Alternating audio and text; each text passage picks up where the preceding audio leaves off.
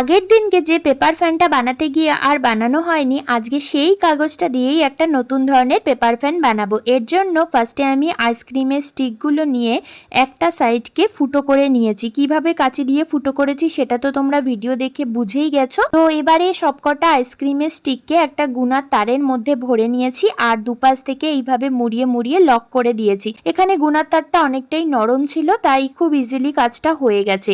তারপরে আইসক্রিমের স্টিকগুলোর মাথায় একটু করে B7000 গ্লু লাগিয়ে নিয়েছি। এবার ওই যে আগের দিনের কাগজটা ছিল সেই কাগজটার উপরে প্রত্যেকটা আইসক্রিমের স্টিককে একটু ফাঁকা ফাঁকা করে লাগিয়ে দিয়েছি। আর এক্সট্রা যে কাগজটা ছিল সেটাকে আমি এভাবে রাউন্ড শেপে কেটে নিয়েছি। এটা যদি কোনো বড় কাগজের উপর বানাতাম তাহলে আরো দেখতে সুন্দর হতো অনেকটাই। তারপরে ভিডিওতে যেভাবে দেখাচ্ছি ওইভাবে স্টেপ বাই স্টেপ আমি এটাকে ভাঁজ করে নিয়েছি।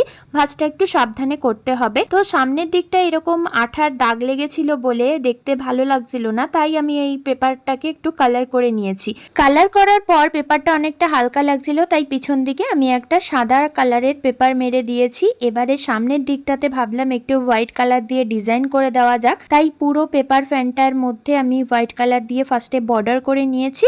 দেন মাঝখানটায় এরকম হোয়াইট ডট ডট দিয়ে দিয়েছি। এই হোয়াইট ডটগুলো দেওয়ার পর কিন্তু পেপার ফ্যানটা দেখতে বেশ মিষ্টি লাগছিল। তো এই হচ্ছে গিয়ে পেপার ফ্যানটার ফাইনাল লুক। কেমন হয়েছে অবশ্যই জানিও। দেখতে খুব একটা ভালো না হলেও এটা দিয়ে কিন্তু বেশ ভালোই হাওয়া খাওয়া যাচ্ছিল।